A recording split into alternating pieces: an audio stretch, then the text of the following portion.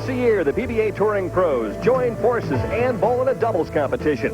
Benoit and Ballard Jr. are the defending champions, and after qualifying fifth, will look to become only the second PBA doubles team to win back-to-back titles. In order to win 2 in a row, they'll have to defeat twin brothers Mike and Mark Scroggins.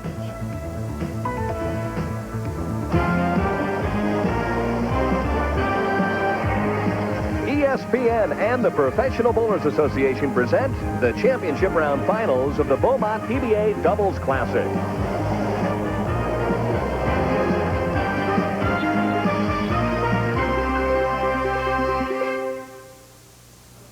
And welcome everyone to Crossroads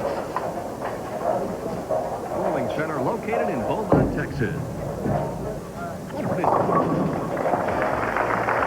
Hi everybody, I'm Denny Schreiner, and since this is a doubles competition, I have to introduce my doubles partner, Mike Durbin. Thanks, Kemosabe. Yeah, if you'd have thrown a few more strikes, we'd have made it to the top 5. Well, there were too many Indians. That's right. I was the leadoff batter, and he was the anchor. But let's talk about the doubles competition. Mike, you bowled for 20 years on the national tour. What's it like when you finally get a teammate out here?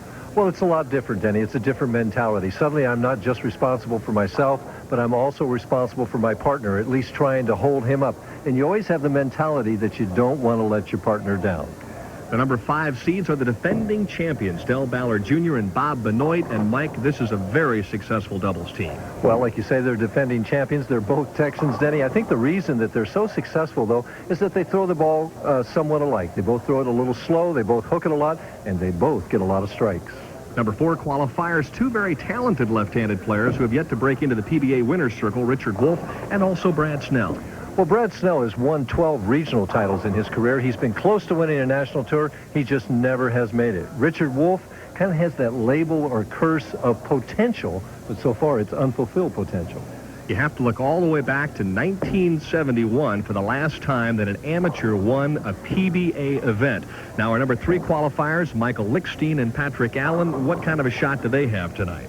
Well, it definitely is a long shot, Denny. For an amateur to beat these talented professionals out here is not easy to do. But these guys have some credentials of their own. Michael Lichstein has won over $300,000 in amateur tournaments, and he's only 23. Patrick Allen and Michael both bowled in junior tournaments when they were teenagers. Michael won 23 tournaments, Patrick 21, so they got some talent. And if you were a handicapper, perhaps our number 2 seed team, which consists of 2 very solid players in Hugh Miller and Parker Bohn III, might be the selection tonight. Well, I think they are the favorites. You know, Parker is a 4-time or 6-time champion, and he won just 4 weeks ago, so he's got the hot hand. Hugh Miller has the reputation of bowling very well on television. You can always count on him to be throwing the ball in the pocket, so they're the ones to beat, I think. A very unique team has nailed down the top seed position this week. They're a set of brothers, and they're twins as well from Amarillo, Texas, Mike and Mark Scroggins. Mike, of course, won earlier this year, but Mark is a bit of an unknown commodity. Well, in some instances, both of them are unknown because they're so new. Mike has only been a member for 4 years. He won earlier this year when he won in Sacramento. Mark is just bowling in his 3rd tournament. But obviously, they bowl with each other for years. They know each other's games. They know how to line up one another. The question will be, can they relax and make the shots that they know they can make tonight? All right, $28,000 will go to the winning team, and the opening match is just about ready to begin. And, of course, it features Ballard Jr. and Benoit. They're the defending champions. They'll take on Richard Wolfe and Brad Snell. All right, championship round pair, 13 and 14 here this week at beautiful Crossroads Bowling Center. A little confusion right off the gate of who's going to start the match. Richard Wolfe will start on the right lane, which never happens. Remember, Denny, that the format here is a Scotch doubles format. You're only bowling on one lane. Ballard on the unlucky, or is it lucky, lane 13, a strike for Ballard.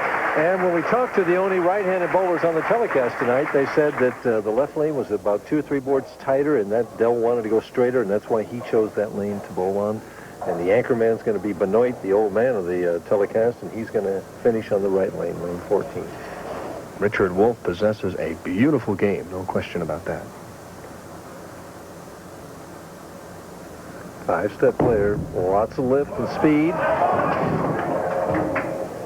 3-9. A little light in the pocket. First question to you, with 8 left-handers practicing for about an hour on the championship round pair, how much different are they now than when they started? Well, the oil carried down to a certain place, and then they clean, the PBA lane maintenance crew clean the last 15 feet. So really, all the carry down should have happened already, and there should be pretty even reaction, I would think, on the left side of the lane right now. Good start, and a nice cover of the spare. And we see the style, 5 steps, pushes. Now he's pushes a little late here now. Watch the timing right there. The foot's down, the ball's still going up, so it's slightly late timing. Snaps it through. Looks good there. Nice balance. And his partner, Brad Snell, doesn't hook it quite as much, but tosses one right in the pocket for an ace. Brad's a competitor. He'll fight you all the way. Had a very good chance to win the Masters a few years ago. And then one of the 6 players ever to shoot 300 on national television, Bob Benoit, holds up on the team of Ballard and Benoit. And he's the only one to ever bowl 300 in the championship match. Big hook. Tries to settle in the pocket, nearly tripped out the 4, but it also had some company. For a split second there, you know, then it made one more revolution. It might have been 6. 5-step player, cupped wrist. Look at the steady head and the low backswing, the bent elbow right there, the long slide, turns that wrist and hand right around the ball with that medium speed. And watch how he throws it to spare. How different that is. That's his old style that he had years ago at the spare right there. I still have a difficult time watching the professionals, either on the ladies' tour or on the men's tour, when they don't throw it straight at the spares. Continue to hook the ball at the spares. I don't know. Well, you know, Mark Ross showed us the way on that years ago. Excellent shot by Del Ballard, and I had a chance to talk to Del and ask him why he and Bob had done so well in the past bowling doubles. That's a good question. We both throw the ball fairly slow and hook it quite a bit most of the time, and sometimes I go a little straighter than he does, but he can see things that I can't see, and he helps me out quite a bit with my game, and sometimes I help him out with a lot of strikes. That was certainly the case this week. Live ball there. That ball hit about board 16 on the left side and just snapped that 7-pin out of there. 10-pin lead for Wolfe and Snell. We should see some strikes tonight, wouldn't you think? If the practice is anything to judge by, the left-handers really were striking in practice. All of them.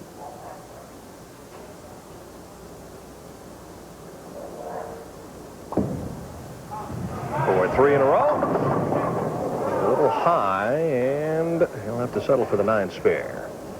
Boy, he wanted that one so bad, too. And the desire to get it, instead of throwing the ball slightly harder, he threw it slightly softer, and he crept a little high. Let me ask you a question. When you're bowling in this format, you're shooting 5 frames on 1 lane. Are you trying a little harder when your partner has already thrown a strike to try and get the double? Is it different than if you would normally be throwing a double yourself? That's a good question, Dan. Actually, the mentality, it shouldn't be, but you know as soon as he gets that strike, that the only way you're going to get a double is if both of you strike back-to-back frames. So I'd have to say, yeah, you are trying just a little bit harder.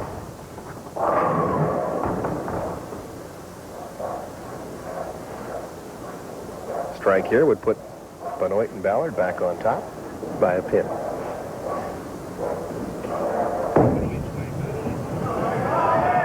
Oh, he didn't like it the moment it left his hand. Got a big break as Bob Benoit leaves just the 10-pin, and his wife looks on, shakes the head, and says, "Come on, Robert, throw a strike next time."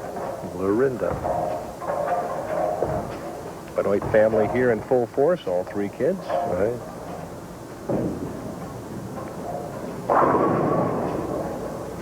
He'll straighten it out at the spare.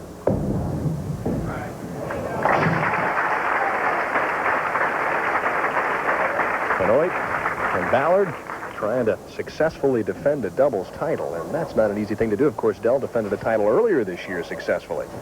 He did in Long Island. Sayville Lanes. See, every time that Dell strikes on that left lane, it puts more pressure on Benoit as he goes to the right lane. There's Ballard's wife, Kelly. She's looking over at Lorinda saying, come on, get your guy to throw a strike.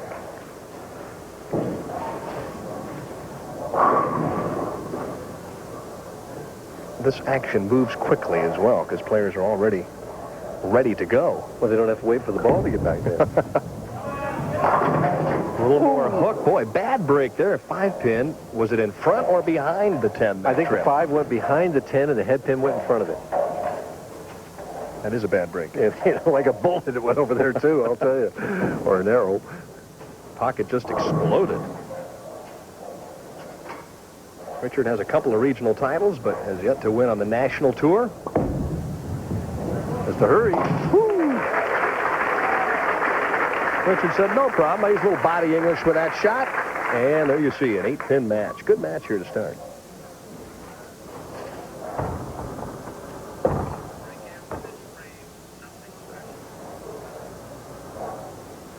Brad right now wants to just get him back on track, get something up on the board to work on.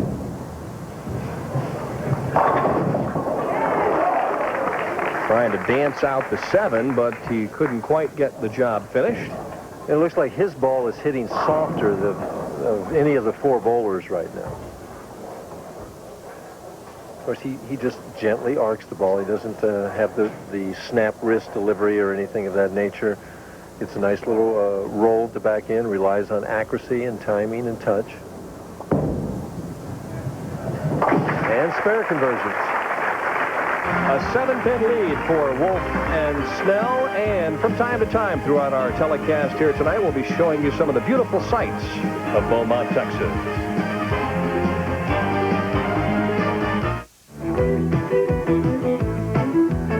Well, they call me the fireman. That's my name. Making my rounds all over town, putting out old flames.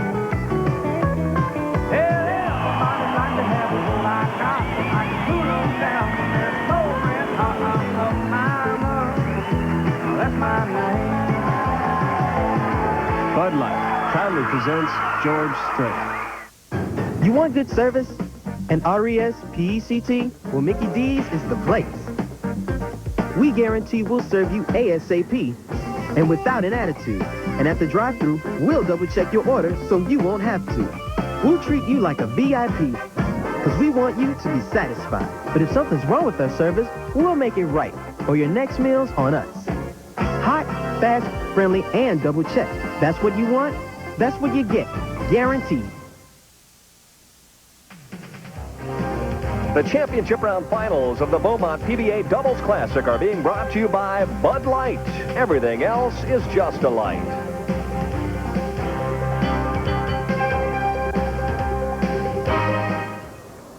Benoit steps up now in the 6th, and his team trails by 7, but they're on a strike, an X here, and they're back on top. Well, this is the 3rd time that he's had a chance to put an X on the board and give his team the lead. See if 3rd time's the charm. I bet it is.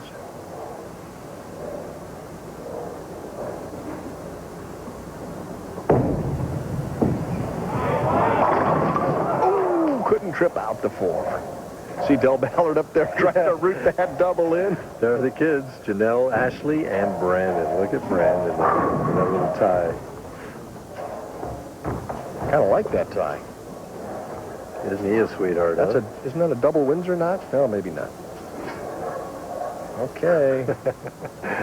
He's not even watching Dad. He's watching the camera. What, do you blame him? No. Well, you can see the tense look on Bob Benoit's face, though. He's trying to get the double, but hasn't been able to. That's the part about doubles. You know, your partner's got to strike, too. If they shoot a Dutch 200 game, do they get a patch from the ABC? Oh, won't have to worry about it They're not going to, no. Now, you know what's going to happen now. Now, Benoit will strike come the other way. That's the way doubles go. Anybody that's ever bowled double sweepers or tournaments or just pot games or whatever knows that it can be very frustrating.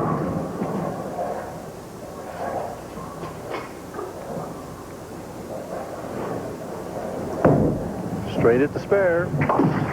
Dead center. Richard Wolfe stands up with an 8-pin lead here in the 7th frame. Little extra time here. And again, what they're thinking, is just, make a quality shot here, give my partner something to work on.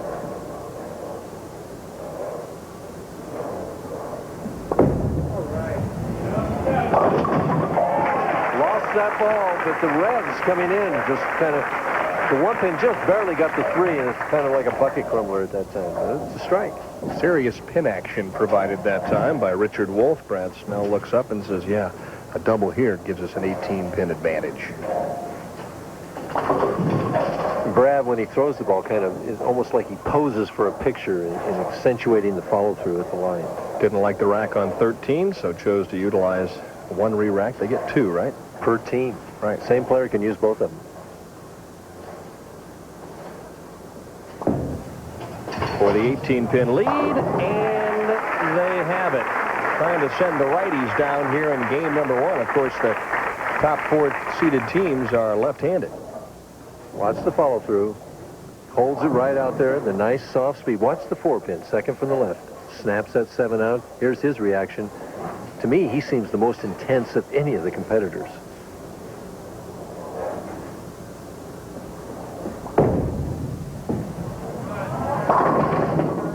Third 4-pin and 4 tries.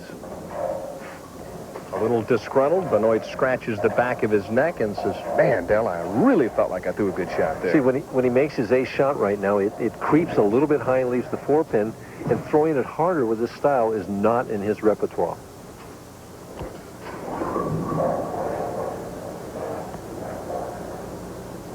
Said that tonight he felt like he and Dell had the advantage if they could get by the first game because their lanes wouldn't break down and change as quickly as the left side might. Some merit to that thinking. And they're still in this match. They have a potential 218 final score if they can take it out the sheet. Dell needs to set the 10th frame up right here. More loft, a little more speed, and that one overreacts, and he leaves the 3-6-10. But I think that's just an emotional letdown that they just haven't had a strike in 3 frames, and now it's going to be 4. The adrenaline wasn't pumping enough. It just wasn't as good a shot as he's been there. Richard Wolfe knows he can step up in the 9th frame and ice this game.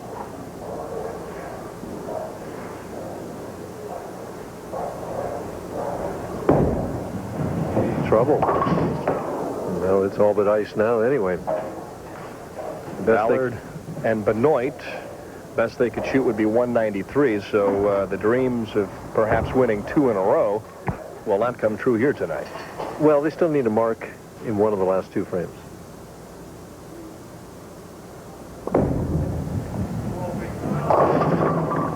That ball was light all the way. Don't know whether he lost it or if he needs to make an adjustment. I think it was just kind of a defensive shot here. He didn't want to go high, didn't want to give him an opportunity. He has an easy spare to make right now. He's already shot a 10-pin. He knows what the ball's going to do. He should have no trouble making the 6-10.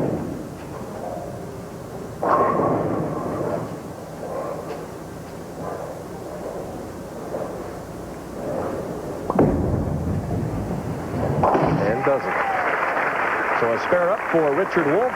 Thumbs up look. And Brad Snell now just needs to keep it on the lane, stay behind the foul line. Finish out the 10th frame, and that'll be the end of Del Ballard and Bob Benoit. Good run for those 2 guys, though, getting back to the telecast.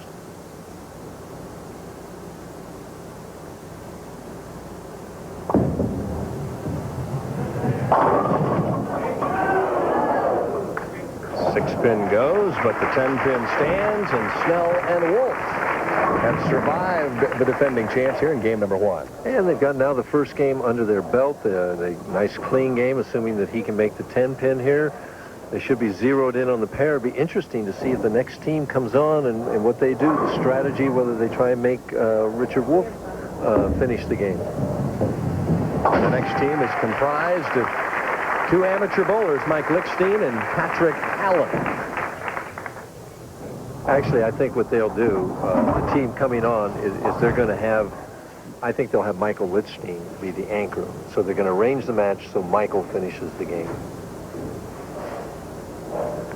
What could have been for Del Ballard and Bob Benoit. Only one doubles team has ever won back-to-back. Cook and Albee. That left-handed tandem has captured this event 3 times, more than any other team. Interesting note about this championship, Mike, is the fact that there have been 3, or I guess just 1 lefty team that has won this. That's, of course, Albee and Cook. The rest have been right-handed teams. There's never been a team comprising a right-hander and a left-hander ever to win this tournament. Well, it could be, you know, in that situation. We were talking to Parker Bohn about that earlier. We asked him why he'd never bowl with a right-hander. And he said, well, if he gets in trouble, he's got no one to try and line up off of or help him with his game. He doesn't know whether it's really him or the lanes, and same thing for the right-handed partner, so he'd rather bowl with a left-hander. Wolfe and Snell already in at 214. And Bob Benoit undoubtedly will strike here on the fill ball, getting his only strike of the game. Well, I bet on him a little earlier, and he left the 4. Got that one way out there. And that's where it stays. Final score, 214 to 180, as Brad Snell and Richard Wolfe win match number 1.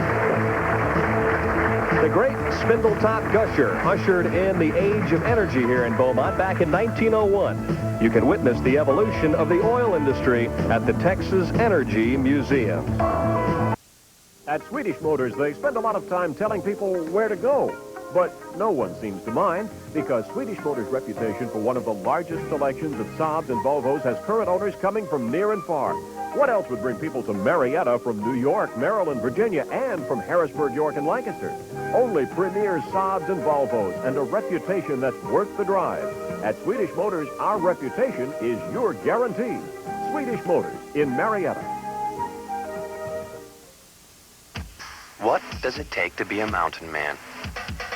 Let's see. A mountain man must be fearless, sure-footed, willing to answer the call of the wild. But most of all, a mountain man should be thirsty for a smooth bush beer or an easy drinking bush light. So, head for the mountains and see if you have what it takes to be a real mountain man.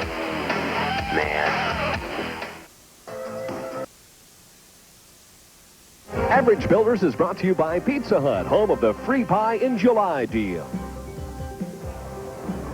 For tonight's Average Builder, I thought I'd like to look at an often misunderstood aspect of the sport of bowling, and that is timing. Now, in order to understand timing properly, I think we first need to define it. And here's my definition. Proper timing is when I have taken my next to last step and that foot is flat on the floor. The ball is at the peak of my backswing, my natural backswing, whatever height that is. Now, I threw a shot earlier. Let's take a look at it and analyze my timing on this particular shot. You see, it's a 4-step delivery, a push and step at the same time. Now, let's watch at the next to last step. There's the foot flat on the floor, and you can see the ball is right at the peak of the backswing. So on that particular shot, my timing was absolutely perfect. Once in a while, it happens. So let's take a hypothetical situation. Let's suppose that as I'm taking that next to last step, that the ball was still going up at this particular point. What would that mean? Well, that would mean that the timing was late. The foot already wants to go into the slide, and the ball is going to be late coming through. Well, what's the result of that? Well, most of the time, the result is that the ball goes offline. It doesn't want to go to target. For me, personally, it usually goes right of target. Well, what's the solution? Well, the solution is that I want to get the ball into the swing slightly sooner. So as I'm ready to start here, what I'm thinking is moving the ball first slightly before the foot. The ball pushes, and then I step. This is what Dave Sutar did last week when he discovered that his timing was late. Well, let's suppose the exact opposite has happened. That as I take that next to last step, the ball has already started down here. Well, what does that mean? Well, that means that the ball wants to beat my foot to the foul line. And what usually happens there is that the ball will still want to go to target, but I don't get the lift. I don't get the hand release that I'm looking for, and so the ball hits the pins weakly. Well, what's the solution for that? The solution for that is just the exact opposite. What I'm thinking here is foot ball. I want to have the foot go slightly before the ball. So I step and then push, and that gets the ball into the swing a little bit later and corrects that timing problem. Remember, proper timing is when I take that next to the last step, the ball is at the peak of my backswing. And if you can get somebody to videotape you, I think you can analyze your timing even better. We'll see you again next week from San Antonio when we'll have another Average Builder. And if you have trouble in the meantime, look up your PBA Pro. And obviously, Richard Wolfe and Mr. Snell's timing was pretty good in game number 1, Mike, because they won 214 to 180. Let's take a look now at the rest of our finishers. Ron Palumbi and Dennis Jakes were close. Billy Young and Mike Edwards right there, too. And Thomas Young and Alan Bishop, who won earlier in Quaker State, and Soper and Moscato. Tony Westlake and Dave Ferraro were 10th this week. Bobby Learn and Jeff Lizzie were 11th. Salvemini and Stayrook, Couch and Watka. And 14th, Rick Sajak, a name from the past. And also Steve Wilson, 15th, Scott Devers and Dave Arnold. Norm Duke, Hot Hand, Chris Warren, Bruce Hamilton, and Danny Wiseman. 18th place, Bob Davidson and Greg Thomas, and Justin Romick and Rick Steelsmith were 19th. And Baker and Pensack, Mark Bradley and Dennis Ingle. 22nd, Harry Sullins and Ron Williams, and Ricky Ward and Adam Colton were 23rd. And 24th were Kreitz and Randy Peterson. And Leto and Kazuski were the alternates. And earlier here this evening, Bobby Dinkins, the PBA Tour Press Director, handed David Ozio the BWAA Bowler of the Year trophy, and well-deserved. David Ozio with a sensational year in 1991. When we come back to Beaumont, Texas, Wolfe and Snell take on, the youngsters from the East Coast. Should be interesting. Here's another great reason to switch to Pizza Hut delivery. Free pie in July. Free pie in July. Free pie in July. Get a free medium single topping pizza when you buy a large pepperoni lovers, meat lovers, or supreme pizza at regular price. Free pie in July. Free pie in July. So make the switch to Pizza Hut. It's gonna be a great summer. Free pie in July at Pizza Hut. Over 1 million people each week walk into AutoZone, and taking care of them means having what they need when they need it. That means stocking a lot of parts for a lot of cars. Now, nobody can stock everything, but we stock more than most. And how do we know which ones to carry? That's easy. We listen to our customers, because nobody knows better about what you want than you. So the next time you walk through that door, you might think of yourself as a customer, but we think of you as the boss.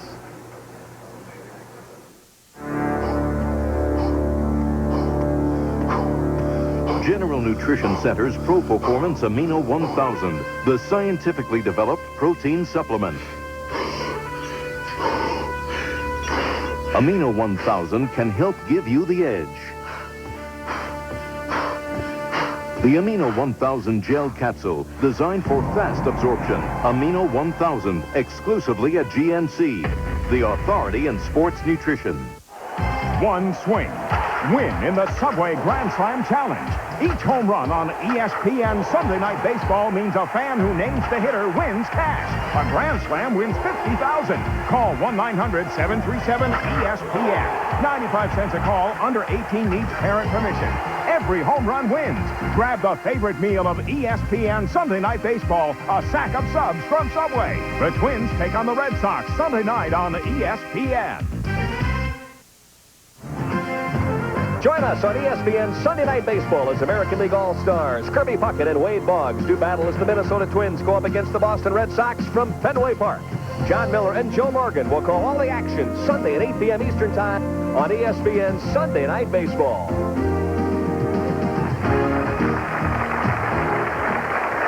Ready to start match number 2. Boy, some hearts will be thumping right now, huh? Especially back in Windsor Locks, Connecticut. Well, they're going to have Patrick Allen be the anchor man on this team. Michael's going to lead off.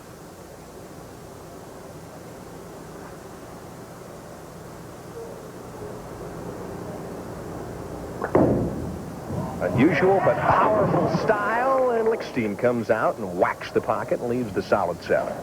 You know, he's had that style since he was 10 years old. We used to watch him. He bowled forever when we were out traveling on the tour. And I really never thought he would develop as an outstanding bowler because of that style, but he certainly proved us all wrong. I can remember working in the PBA press room when Michael had to be, 8, 9 years old. He'd go out and bowl for hours. 10, 11, 12-pound ball. Hard and straight at the spare.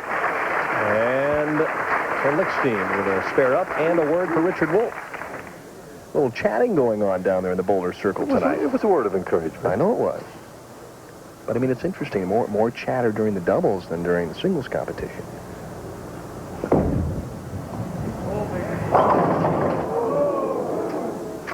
Light. Maybe he made an adjustment.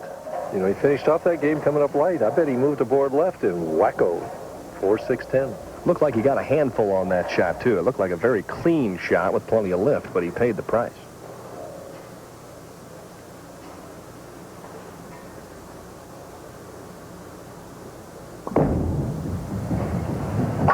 Well, the PBA lane maintenance crew, all 36 feet here, Den. The last 24 feet are dry. And again, the ball acts as a transport, carrying that oil down the lane, changing the conditions slightly as the tournament goes on. Obviously, it's only going to change on the left side the rest of the night. A look from the left side. Brad Snell trying to get his partner back into it, and does so with a beautiful shot on lane 13. And we're going to get our first look at Patrick Allen. Have to tell you, I'm very impressed with his game. He is an intense young man. I think that's the first time he's looked up all night during the practice or any other time. Hasn't spoken to anyone other than his partner. Comes out and tries to tear the cover off it with the opening shot and leaves it a little bit light. That's the last thing that he wanted to happen, Ben. He just wanted to get it in the 1-2 somehow and leave something easy that he can make or strike. Now he's got a makeable split, the 3-10. He wants to hit the 3-pin on the right and have the ball deflect into the 10. But it's not the easiest. We'll see if he throws it straight or throws a hook at it.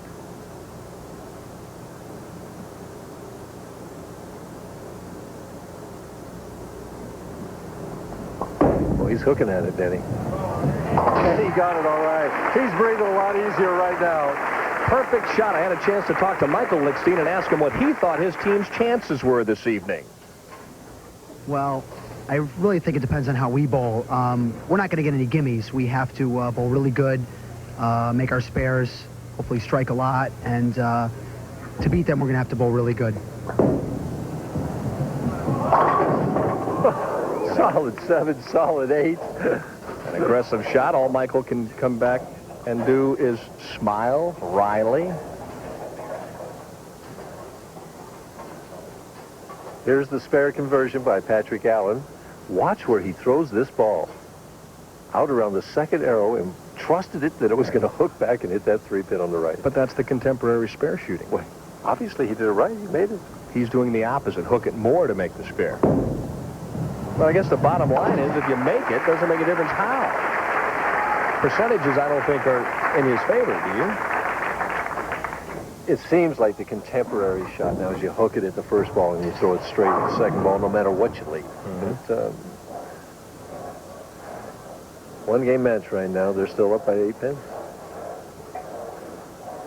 See what Richard Wolfe, what kind of an adjustment he makes on this right lane. Strike here changes the complexion of this match. Light almost caves it in, and yeah, he's struggling. He's either light or high. He's lost his right lane entirely right now.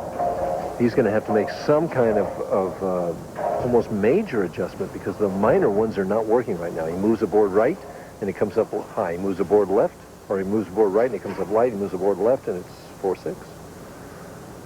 At the 6 pin.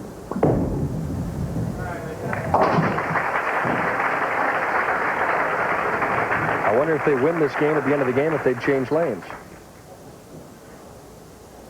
Well, they could. They have that option. Brad Snell trying to get back on the winning track. Did you and Gil ever think about anything like that when you guys won? Well, we only bowled one game. We were the tournament leader, and so we just had one game to bowl. There was no decision to make after a game or two. Of course, the other side of that is Snell is lined up on lane 13. Would you want to give up that strike every time on 13? No, right? If it were my decision to make, I would say, you know, between the two, you've got to figure out the right lane, Rich. I mean, I've got my lane, you figure it out.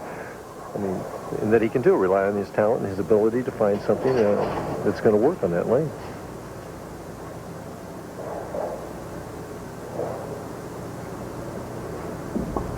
The aggressive style of Patrick Allen. There's the thumper we were talking about. Little right-hand turn, that trip. 6 steps. Pushes it out there. Swing kind of goes around and back. When it comes through, though, you'd look at that follow-through. Dead right and then back. That happens so often. It's not what you would teach, but he's knocking the pins down. Strike here, and it's an 18-pin lead. Another good shot, and Mike Lichstein cannot carry on lane 13. It's like Bob Benoit the last game. Another 6-step bowler. They got 12 between the two of them. Look at that hand, the way it's turned out. Now he's drifting to his right. Almost stops in the middle.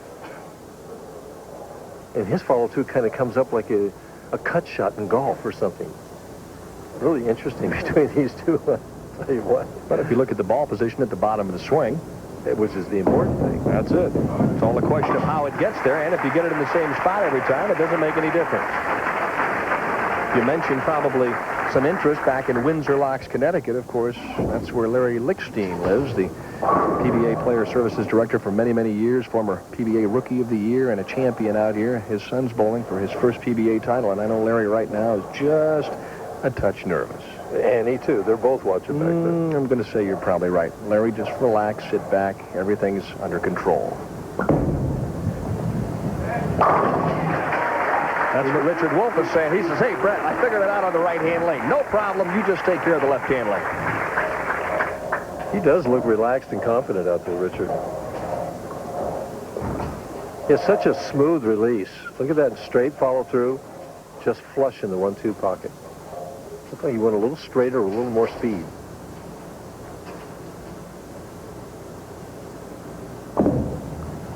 For 3 in a row.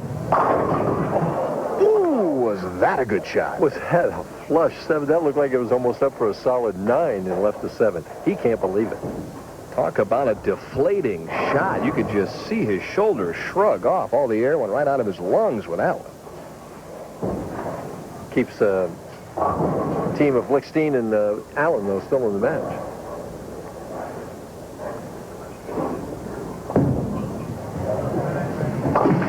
Good match brewing here in game number 2 of the Beaumont PBA Doubles Classic. Brad can't believe it, but Richard says I'm back on track and ready to strike here in the Lone Star State.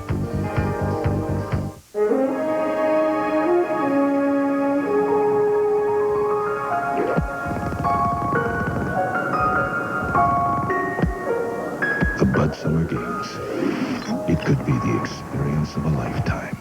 Okay, on the left. That's it. Smile. You're all related now. I know it's scary. Aren't you glad you used dial? Hold it. No, don't go anywhere. Don't you wish everybody did? Take the picture. When a muffler goes, some people look for a cheap replacement. They think it costs less. Fact is, they can get a quality Midas muffler starting at $24.95. Fact is, a guaranteed economizer muffler starting at $24.95. Fact is, installed by experts starting at $24.95. So when somebody says they have a cheaper muffler than Midas, they're right. When they say they're better, fact is, they're wrong. Don't believe anybody ever beats Midas. Patrick Allen steps up now in the 6th. His team trailing by a single stick. He really had a big night last night in the final 8 games of match play.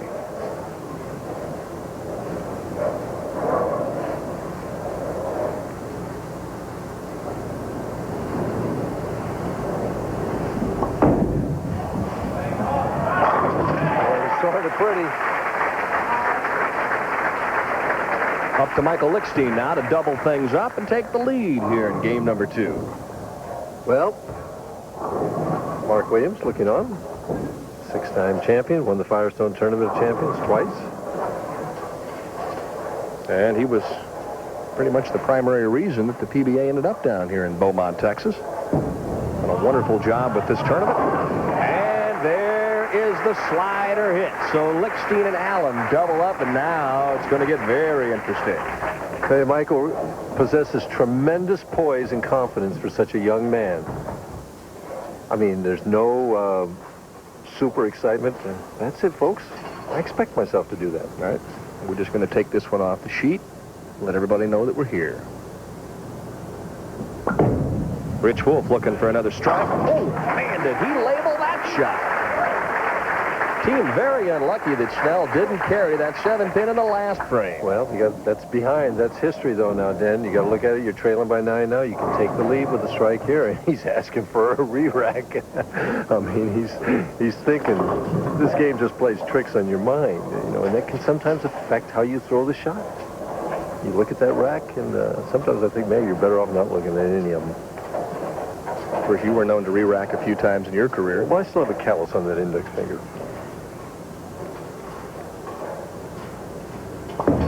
To retake the lead. Another good shot. Pick the right rack. Good match. Good match. 1 pin the difference. 2.5 frames to go. Pins you hear falling in the background, provided by Parker Bohn III and Hugh Miller. They're the number 2 seeds.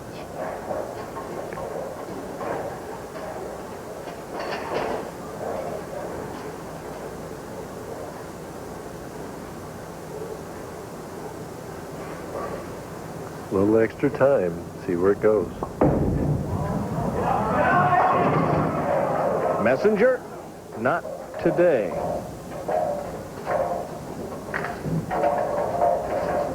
Well, he handled the first spare. Let's see. He changes balls now to shoot the 7-pin cross lane. It's a critical spare in this situation. He needs to make it to maintain a 2-pin difference in the match.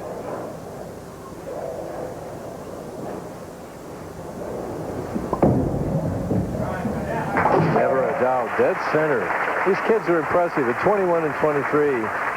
Well, interesting choice there. He went much straighter at the spare there.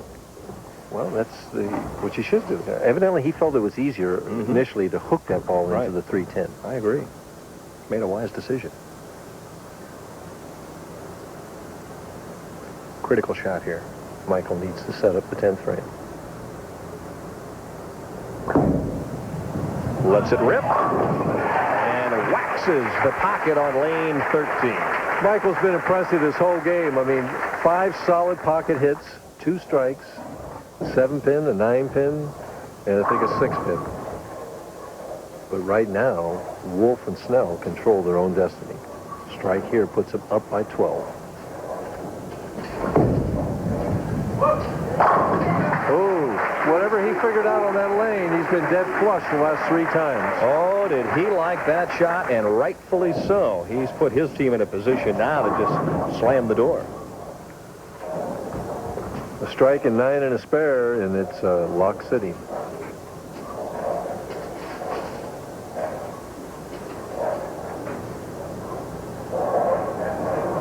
Snell with 3 out of 4 strikes on the left-hand lane this game. Boy, they have really answered it. 9 pins is what he needs, and a spare. A strike assures him a victory. 8 or less, and we could still have a different outcome.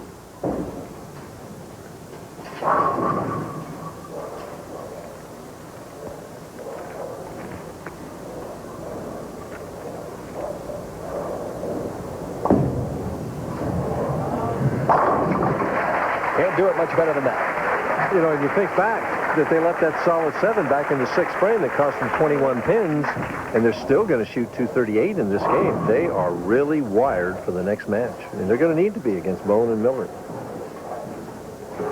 Perhaps a couple of PBA stars of the future in Mike Lichstein and Patrick Allen.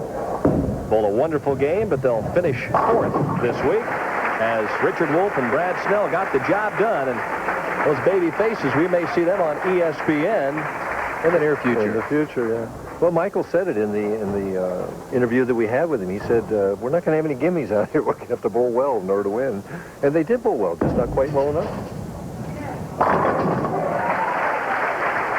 Powerful shot by Patrick Allen, who has not changed expression. He certainly hasn't.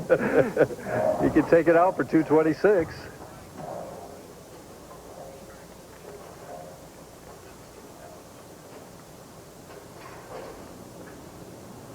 Really a joy to watch these young players come out here. Woo! Was that quick? Kind of tore that one off, didn't he? All right. Wolfe and Snell with the victory. The Associated Press named her Woman Athlete of the Year a record 6 times.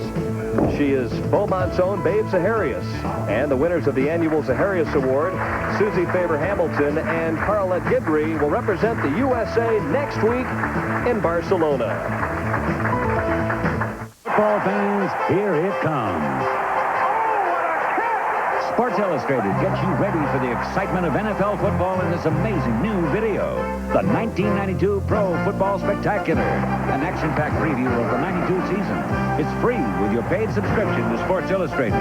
The best way to capture all the action and emotion of sports every week. Sports Illustrated's free video preview will put you in places you've never been before. Stay at home if you don't want to get hit. You'll not only get the best of last season, Sports Illustrated will give you their view of which teams could be next year's champions. If I were to pick one right now, I'd say the Dallas Cowboys. And who is the best coach, the best running back, and the quarterback you want in the clutch. He's a great quarterback. He's a Hall of Fame quarterback. Starting today. Call this toll-free number now and get a spectacular 44-minute preview of the 92 NFL season. Free from Sports Illustrated. I love you, Mom. Plus, you'll get a second video free with your paid subscription. Sports Illustrated will give you the NFL video of your favorite team, no matter which team you prefer. Pick any one of the 28 team videos. It's your choice, and it's a free choice from Sports Illustrated.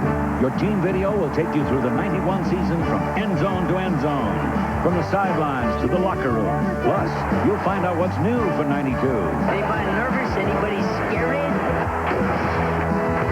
Get your 2 free videos, then 30 issues of Sports Illustrated, including the 2 big football previews for only $1.49 an issue.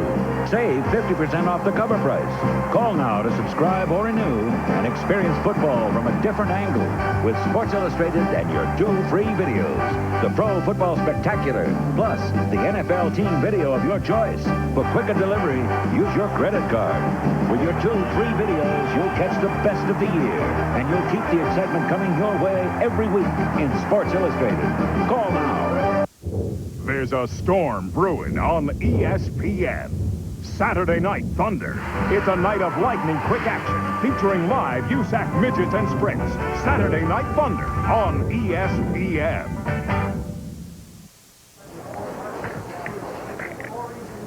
Richard Wolfe and Brad Snell with a wonderful 2:38 game as they finish with 6 consecutive strikes. And they defeat Michael Lichstein and Patrick Allen in match number 2. And standing by now with our Mike Durbin, the Twins, the top seeds. Now, Michael, do you know which one is which?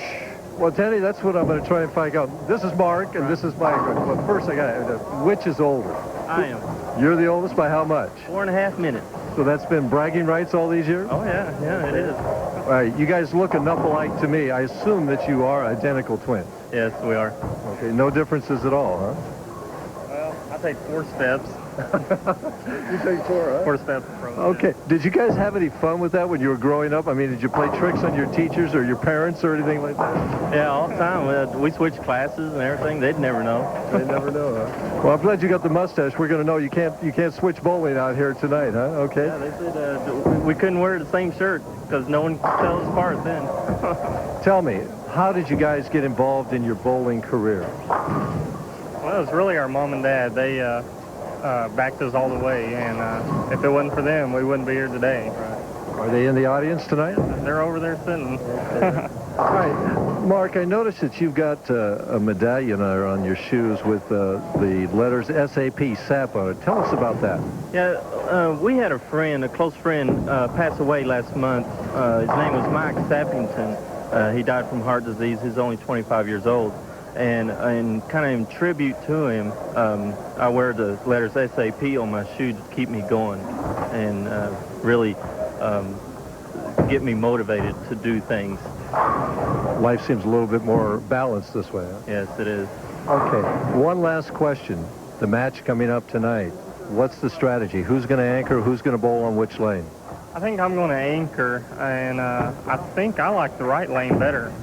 And that's probably how we're going to line up. Mark leading off and me anchoring. Are you guys confident? I think so. We outstruck all the other left-handers, so. Good luck to you. All right. Okay. Well, we're going to see if Richard Wolfe and his partner, Brad Snell, can continue on winning their ways over Parker Bohn and Hugh Miller. We'll be right back. Bob Murphy has been a putting instructor to such golfing greats as Lee Trevino, Mike Hill, and Tom Watson. Now you can get the same putting instructions as these pros who have won in the millions.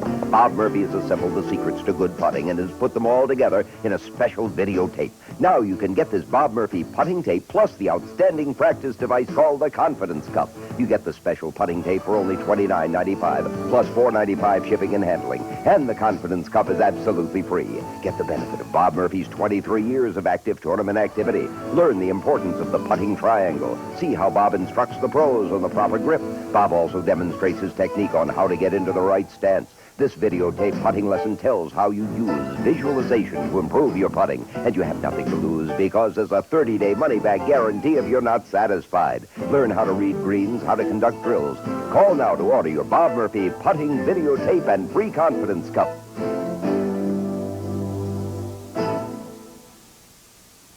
For over dangerous speeds, treacherous turns, breathtaking competition add up to IMSA racing excitement. Buckle up for the G.I. Joe's Camel Grand Prix, Sunday afternoon at 4 Eastern, live on ESPN.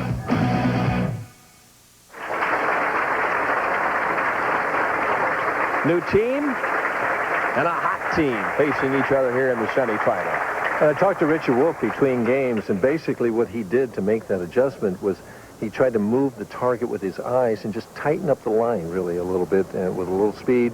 And the errant shots, he thought it was first the tape in the thumb hole, but it was basically just how he was getting out of it. Snell starts with a 5 count. Well, the only thing good about that is it's the first frame, and he didn't do it in the 10th frame of the last game, which would have been disastrous.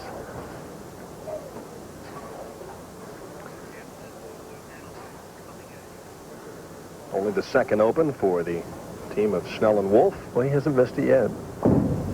Well, you're optimistic. If he had made that, you'd have never let me forget. Of course, I was rooting for him to make it. 5-step delivery. And it creeps up on the pin. Now watch the slide, the follow through, and he poses right there.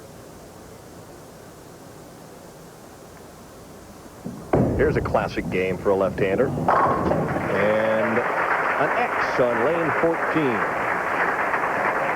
And Parker, when he's got his confidence, is as good as anybody in the game. Hugh Miller, a seasoned pro with 5 career titles.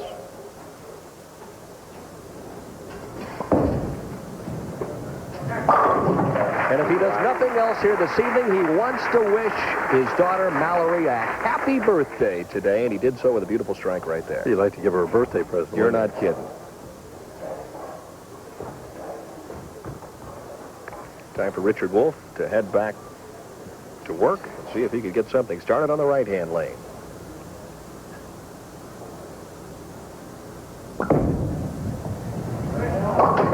Wow, what a start for these two guys.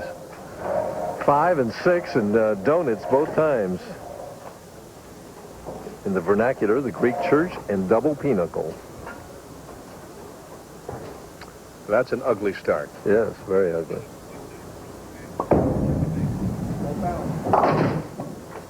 Open, open. And while we're on the subject of opens, that, of course, will be featured tonight on SportsCenter, the first-round coverage of the Women's United States Open. And there you see some of the other stories that will be handled tonight by Keith Oberman and Abel Dan Patrick on SportsCenter a little later on tonight. Snell trying to get back to the pocket, and he does. Now the question is, will Hugh Miller and Parker Bohn allow these two gentlemen to get back into match number 3? I'll tell you what, they're awful good bowlers to spot them 2 opens to begin with. I was busy with the interview and didn't notice whether Wolfe and Snell took practice balls on the practice pair. I guess they did take. I was thinking that maybe they hadn't, and they got a little cooled off. Ooh, this one went wide. Parker has a little room, tried to bring it back, and didn't like that shot. Parker seems to be throwing harder than anybody. I think that's normally the case for Parker, though. He does zip it pretty good, velocity-wise. Well, he's got such a nice free swing, and he has such good timing and rhythm when it comes through. It's just snaps it through there. First time I saw Parker, I had a chance to chat with PBA Hall of Famer Dave Davis, who had seen Parker grow up as a junior bowler and told me he was going to be a sensational player someday, and David was right on the money. Well, you know, he bowled in that same junior tournament thing that Alan and Michael Lichstein did, and he only won about 6 of them. He didn't win nearly as many as those kids. Hugh Miller, one of the all-time great championship round performers. Excellent television bowler. He's an excellent bowler. He just hits the pocket. His carry is not the best in the world. Sometimes he lets that reach him emotionally and reacts with anger. Richard Wolfe, Brad Snell down by 32, but they're on a strike. They could start to cut into that deficit with the double here. Is that the head pin? That was the head pin. Oh, slow it down for us in the truck. Let's take one more look. But I don't think the head pin's what knocked it over. Watch the head pin go over. The 4-pin slides over. And the 4-pin hit, the head pin hit the 4-pin, and the 4-pin knocked the 7-pin over. Had them dancing in the aisles that trip. I can cut it to 12 with one more. Snell trying to get back into the thick of the match. And needs another break and doesn't get it. Boy, that would have helped the cause. A little soft with the speed.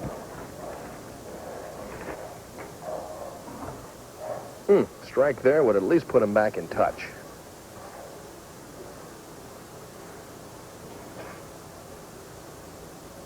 Plus, it would have kept the momentum going with that exciting strike that Richard Wolfe got. Sometimes something like that can just be a spur to get a little extra adrenaline going, and you get really into the match, and the crowd's cheering, and it didn't happen. On a strike, Parker could advance the lead to 33 if he X's here in the 5th frame. Smooth style of Parker Bohn.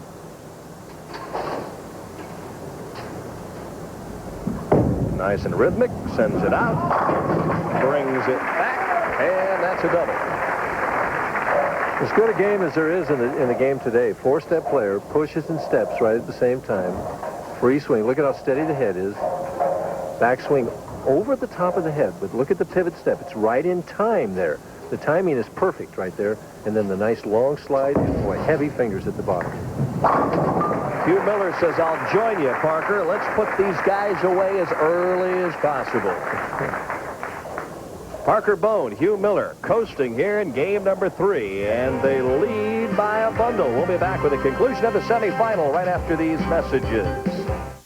This summer, there's only one place you can see every minute of every game of the U.S. Olympic basketball team live. The dream team of Jordan, Bird, Ewing, Robinson, Pippen, Drexler, Mullen, Barkley, Stockton, Malone, and Magic. How? Order the Olympics Triple Cast. You get 3 channels running simultaneously, 24 hours a day. All your favorite Olympic events with absolutely no interruptions. All for only $29.95 a day. Order now and get all 15 days for only $125. That's less than $9 a day. Call 1-800-OLYMPIC to order. It's like being courtside for 8 All-Star games, and there's only one way to see every minute of every game live. The Olympics Triple Cast. Call 1-800-OLYMPIC for the Dream Team. The Olympics Triple Cast. The only way to see every spectacular minute of these historic games. The Olympics Triple Cast. Call 1-800-OLYMPIC. Order now. Richard Wolfe ready to step up and make something happen in the 6th after a re-rack. His team trails by 43. As solid as Bohn and Miller look, they got to start thinking that they can't miss anymore.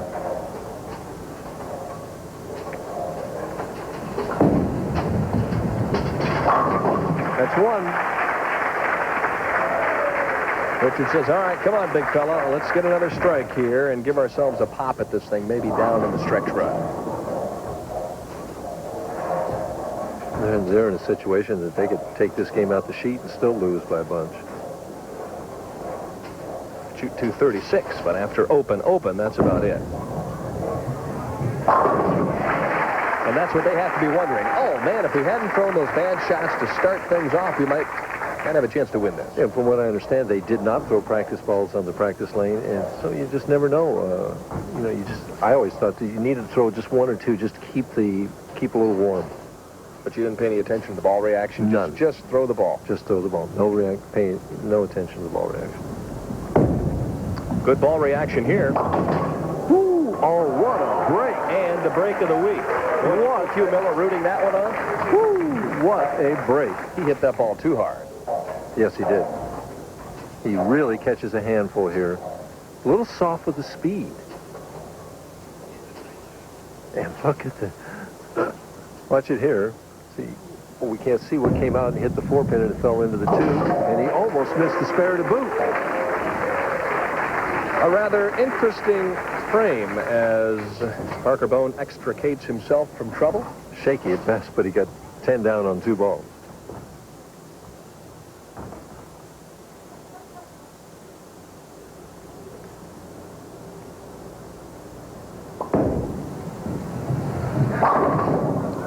Hugh Miller, as you mentioned, just keeps pounding away at the pocket.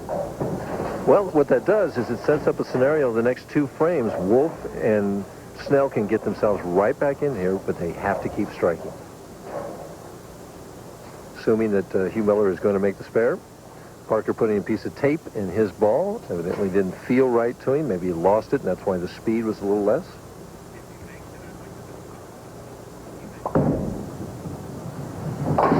All right, a spare up for Hugh Miller. And don't forget, as soon as we're done here in Beaumont, we've got live top-ranked boxing from the San Diego Sports Arena.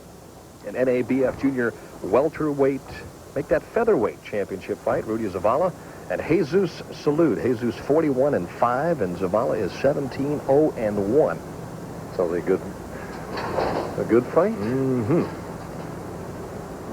Has to have this one. He's ready. Shot of the week, though, is coming up for these 2 guys right now. To keep their hopes alive, he's got to strike here. Look at the revs on this ball, Denny. He gets more revs on 1 shot here than I got in a week. Boy, just make them disappear all at once. His reaction, he's ready.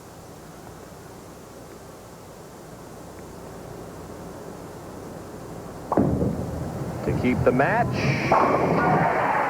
Brad Snell comes through in the clutch. Look at Richard Wolfe up off the bench. It's down to 10 pins now. Parker Bohn has finished second in this event twice. See, the thing is that if Parker does not strike here, the team of Miller and Bond cannot lock him out.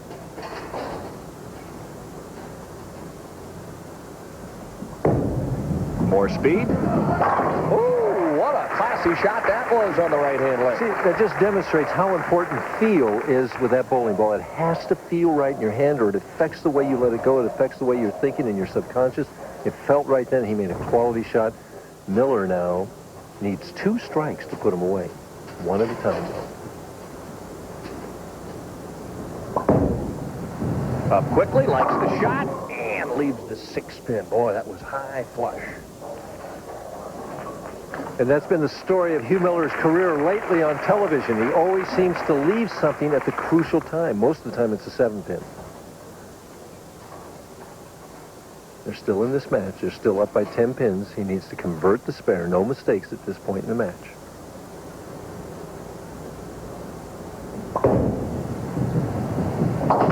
Dead flush. Now a strike gives him 226 and makes Richard Wolfe get 2 strikes in the 10th frame to win. If he doesn't strike, if he gets 9 or 8, then Richard would only need 1 and a good count. We could have a tie match here then.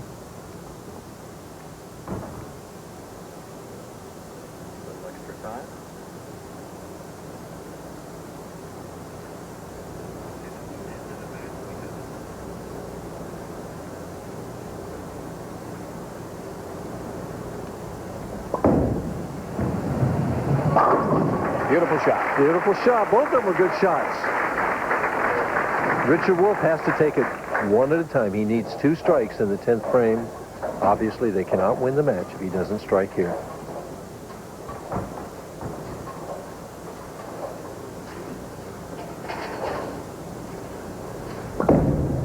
Gave it room. Oh, what a shot. Oh, man. Four-pin whistled around the 7, and all Brad can do is grimace. Parker Bohn and Hugh Miller realize at this stage that they're in the title match. And Richard is just, if we had a replay of him, he shouted something as he walked over. He was hot, and I don't blame him. Great try for the win in the semifinal, but not to be tonight for Richard Wolfe or Brad Snell. Watch his reaction. He's walking over and sees that 7-pin. I don't know what he said, but I don't think it was our shucks. Excellent performance by those two gentlemen, but they finished third. The Big Thicket National Preserve is 86,000 acres of pristine wilderness, perfect for pontoon boat trips, hiking, and exploring, and it's one of the world's most important ecological treasures right here in Beaumont, Texas.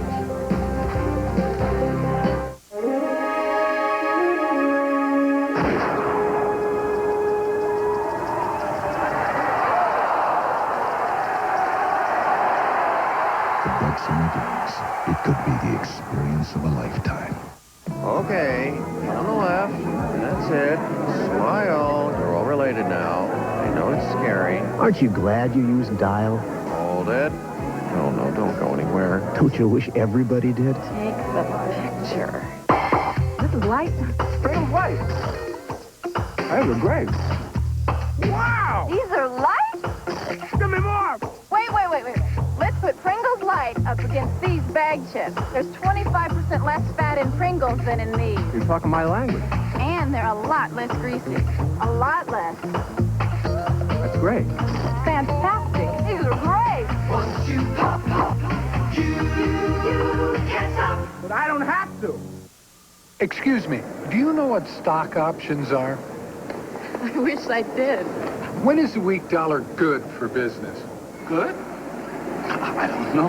The world of finance and investing can be pretty confusing unless you call for this, the Wall Street Journal's video guide to money and markets.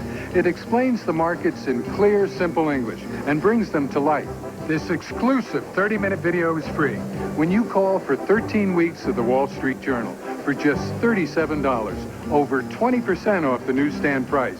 Subscribe to the Journal and get a daily view of the whole world of business and how it affects you. Information you know you should know.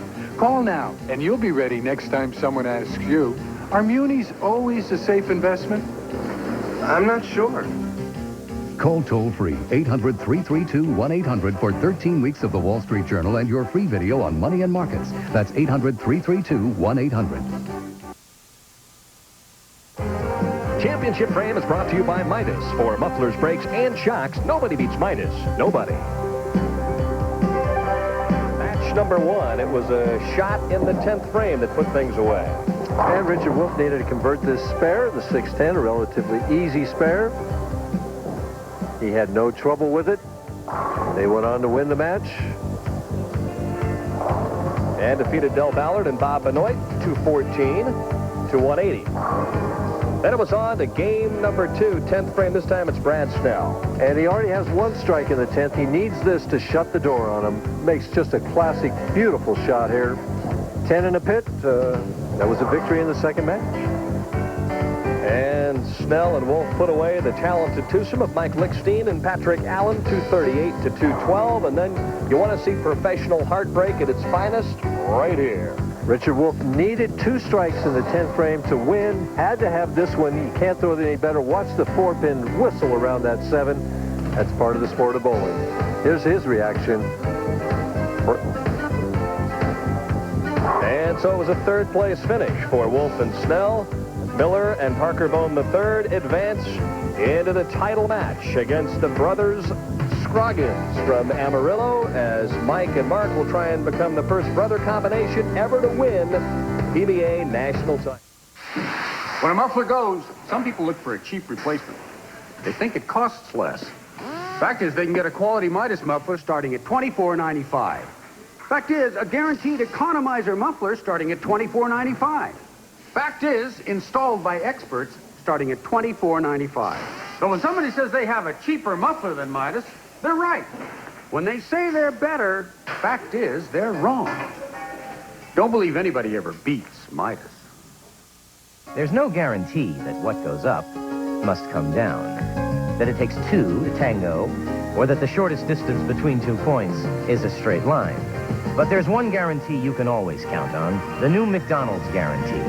Our promise of hot food, fast, friendly service, and drive-through orders double-checked to be right. If not, we'll make it right, or your next meal is on us. What you want is what you get. Some things in life are guaranteed. When it comes to professional bowlers, they're all great players, but only a handful ever become the best of the best. There's more than muscle involved in becoming Bowler of the Year. Diligent practice, burning desire to win, and the best equipment ever built. These high-performance Columbia 300 balls provided me with the power I needed to make it to the top. Well, I guess a little muscle wouldn't hurt.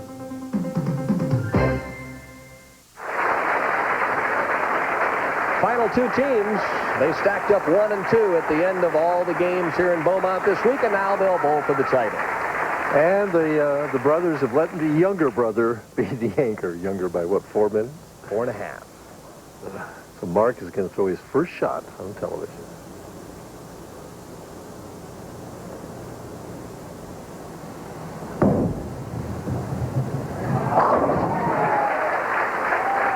Says this is easy, Den. Boy, was that a nice-looking toss.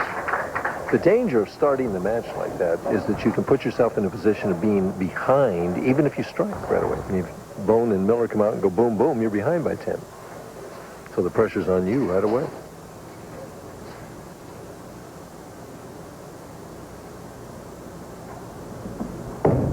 He into the swing early. And a wall shot strike as the 6-pin was the last to leave on lane 14.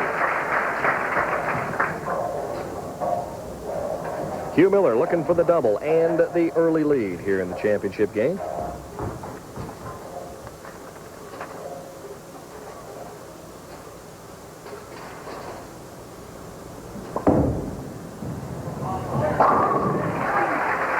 Like a bullet, a frozen rope right in there, whack. Of course, Mike Scroggins is already in the Firestone Tournament of Champions, courtesy of that victory earlier this year in Sacramento. But if they win the doubles tonight, Mark will also be bowling at Riviera Lanes.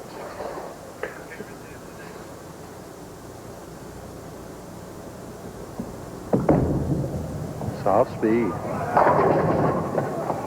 Is he going to fall? Oh, boy, that head pin came zipping around and went in front of the 7-pin. Got the message over there.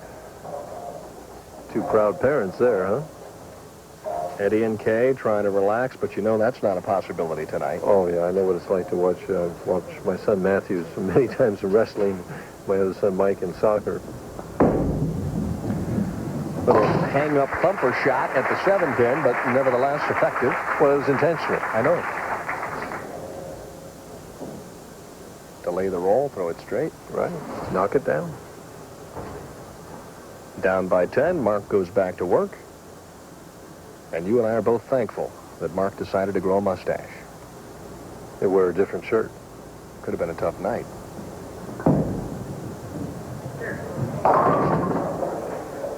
He's playing inside further than all of the other left-handers, and both of them are slowing it slower than the other left-handers. Going through the checklist, saying to himself, did I not throw enough speed that time? Did I turn it too much? Yeah, it's that turn early situation that all of us face, all the bowlers in the world seem to face. You know, you're trying to stay behind that ball and turn it late. At the spare, the 4-7-8. Has it. Both Mark and Mike had very illustrious collegiate careers.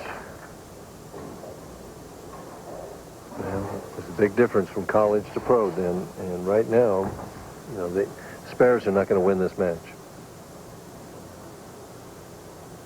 No, Parker and Hugh Miller are pretty revved up at this point. Both have excellent shots on their respective lanes.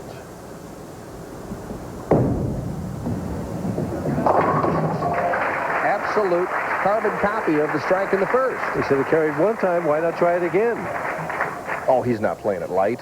Hey, he's just trying to hit the 1-2 with good revolutions on the ball and a good stroke. And if he hits that hit every time, he won't move. He's not going to move left or anything. He's going to sort of stay in the same place and aim the same target. You're right. For 4 in a row, Hugh Miller wasting very little time, likes this one, and whack, whack, whack, whack, 4 strikes, and Bohn and Hugh Miller are right now trying to run away.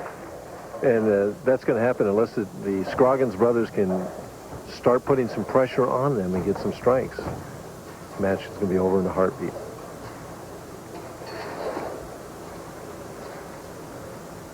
The advantage of winning the semifinal game and having a game to bowl on the championship round pair of lanes. Nice comeback shot for Michael, but he can't seem to get the 7-pin to fall.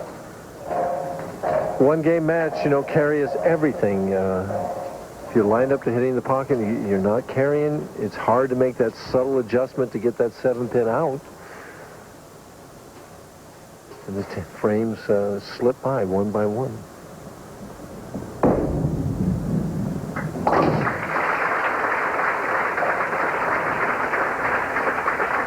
Down by 34. And the team of Mike and Mark Scroggins need a strike right here. Yeah. If they would win tonight, they could be the first brother combo to win PBA tournament. Been 3 different brothers teams that have done it regionally. McCordick's won, Burton's won, and the Webbers won. Looking for the 1-2. Found it, but it was a little high in the 6-pin stand.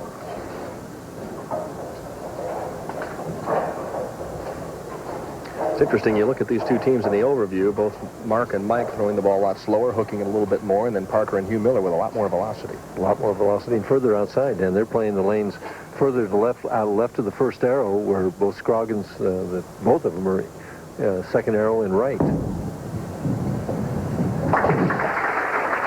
We talked to Mark earlier, and he felt like he had, you know, he's playing him further than he had all week, but he felt like he could swing it more and get the ball back. He liked his reaction.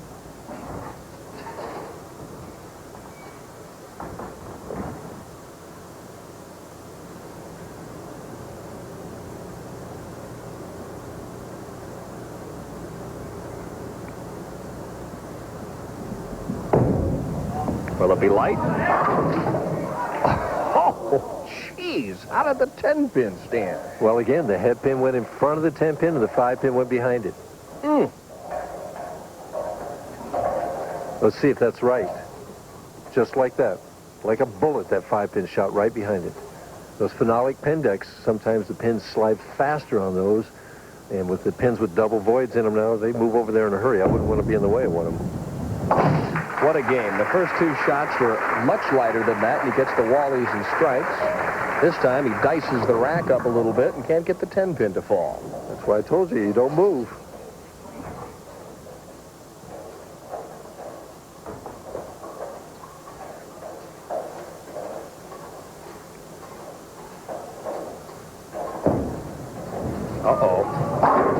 Oh, wait a minute. That ball was 2 boards left of where it was the last time around and hit the pocket.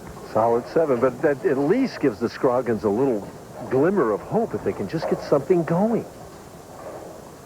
Well, they seem to have a good time regardless of whether they win or lose. Well, it's about time to look down at that little medal on the shoe and say, you know, this is not the end of the world if we lose, but hey, we're not out of this yet.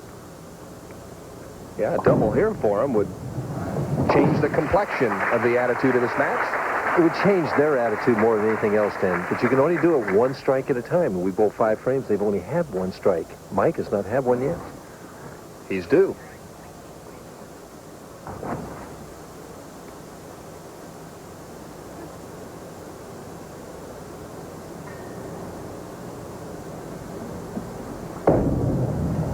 Lets it out. Brings it back, and the 7-pin stands again. Boy, that's getting redundant. 3 times in a row, and now he says something to Mark, you know. At that point in time, you make your ace shot, and it won't finish flush in the pocket. You're afraid to move, but he's going to have to do something because, you know, spares, again, are not going to win.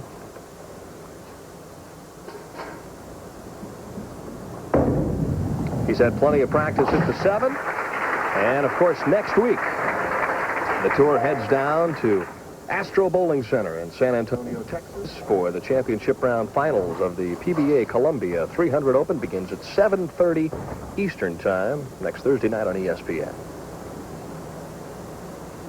San Antonio, the home of Columbia bowling balls.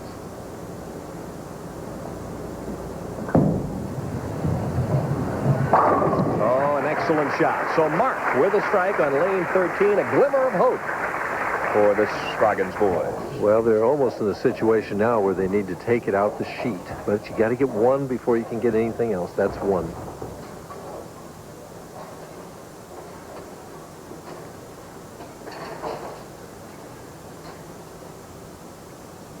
Parker has picked up the pace over the last month. Ooh, was that a good-looking shot right there? He got that in, but with the good speed, it held pocket. We saw earlier when he didn't have the good speed that it made the nosedive right, and he broke up that awful-looking split that he had there. And Hugh Miller just throws every ball in the pocket, like we said at the top of the show. Very consistent, very steady, very professional. Now he's going to go back and dry off just a little bit. And the clock is ticking. You wouldn't think that Hugh Miller, who's a quick bowler, would ever have trouble with the 25-second clock.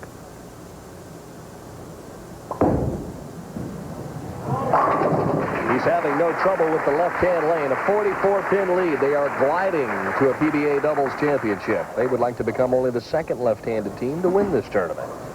Well, the only thing in their way now is Mike Scroggins, who's left 3 straight 7-pins on this right lane, has to strike now or it's all over.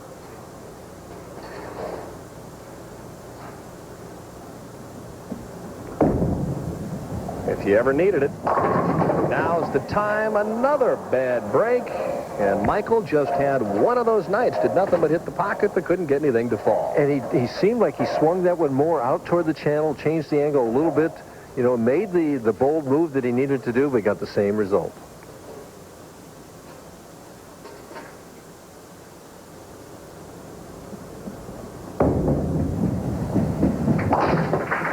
A tough night carry-wise. That's all it came down to. In a one-game match, many times that's the story. We see up there, 5 9s that they have right there. All of those could have been strikes. 4 of those 5 or 7 pins.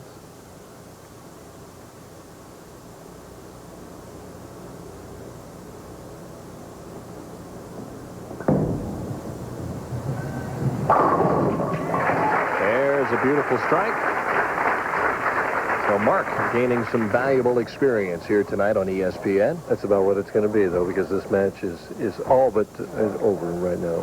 Bohn and Miller need to show up for the 9th and 10th frame, but they don't need to do too much. Finished second a couple of years ago. Parker also finished second with Dwayne Fisher one year, and he told me tonight the 3rd time will be the charm. I think we're going to win tonight.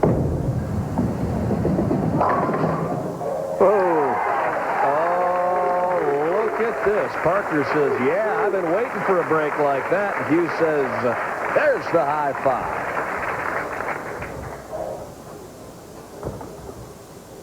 Parker gets something to roll into the 6-pin. See if we can see what it is.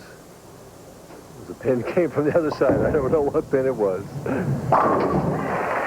Hugh Miller finishes things off. Parker Bohn and Hugh Miller, the winners of the PBA Beaumont Doubles Classic. Well, we talked about it at the top of the show that they were the team to beat. They were in the ideal position. They had the experience, and they seemed to be a good combination between the two of them.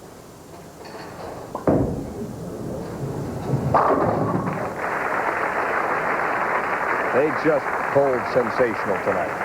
I mean, hitting the pocket's the name of the game. That could have been 300 as easy as not. The 10-pin for Bohn and a solid 7 for Miller. We could be looking at 300 on this next shot of those two that carried. And a night to remember for Mike and Mark Scroggins. They'll be back maybe next year in this tournament. 268 for Hugh Miller and Parker Bohn. They did it in fine fashion. Can't do it much better. This'll carry.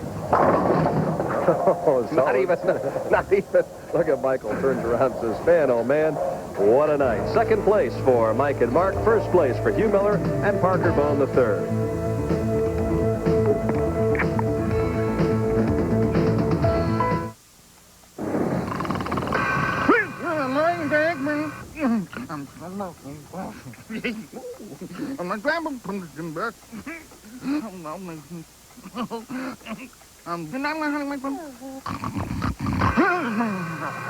The bright, invigorating scent of Coast.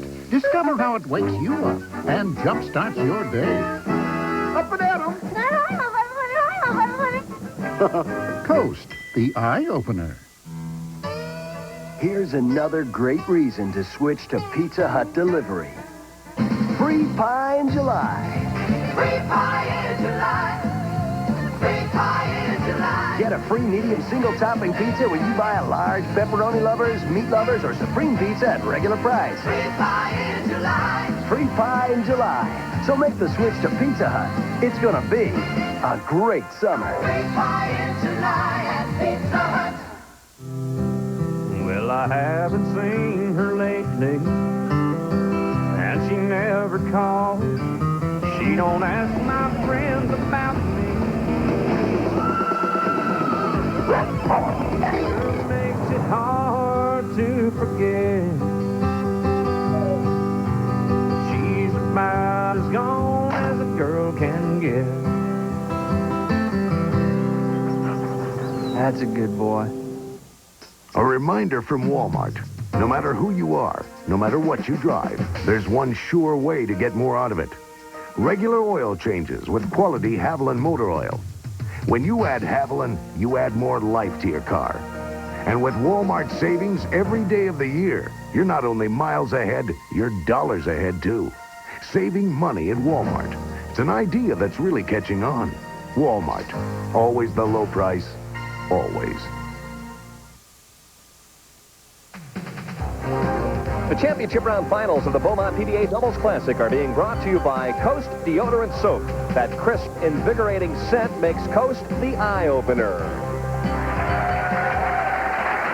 All right, Hugh Miller and Parker Bohn III, the winners. And now David Hornak will present them with the trophies.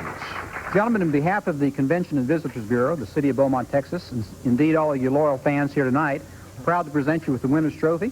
Congratulations and best of luck to you in future tournaments. You bet. All right.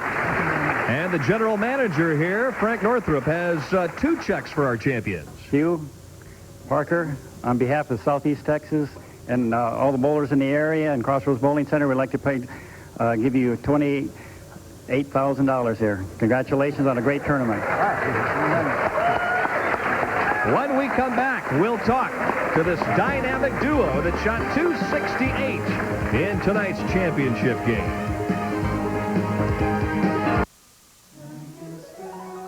There's a feeling all around us, spirit running strong.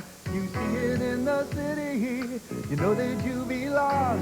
From the gentle rolling farmland to the Susquehanna shore, let nature's force around you where you'll feel your spirit soar. It's that Lancaster spirit, a touch of yesterday. That Lancaster spirit, getting stronger every day. Congratulations, Lancaster, on 250 prosperous years from Community Hospital of Lancaster. Oh, remembering our heritage, a feeling deep inside, moving toward the future, our brothers building pride. It's that Lancaster spirit, a touch of yesterday. That Lancaster spirit, getting stronger every day.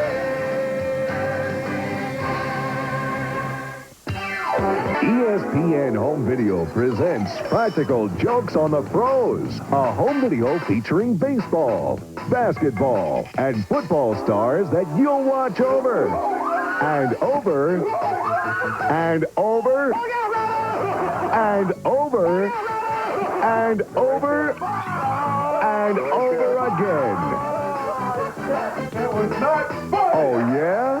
The hilarious Practical Jokes on the Pros. 268 to 182. Hugh Miller, Parker Bohn III, winners of the doubles championship. And I know you have to say hello to somebody here before we get off the air. Oh, I'd like to wish Mallory a happy 6th birthday tonight. I think she's probably pretty happy now. Parker, a great performance by you guys here this evening. Well, thank you, Denny. First of all, we'd like to thank the Bowling Center right here. It's fabulous. And the Greater Beaumont Convention and Visitors Bureau. It's wonderful. Without them, I don't think we'd be standing here right now. To Mary, Parker, and Evan, I love you. I'll see you in another week. One final question. Hugh Miller, you guys finished second a couple of years ago. Parker, you've been second twice in this tournament. It has to be sweet to win. Well, we've both been second twice in this tournament, so I guess the third time's the charm. Yeah, and it was so tonight. You guys will be back next year, right? We sure will. All right, and there'll be a team to be reckoned with. So long, everybody, from Beaumont, Texas. We've got bowling from San Antonio next.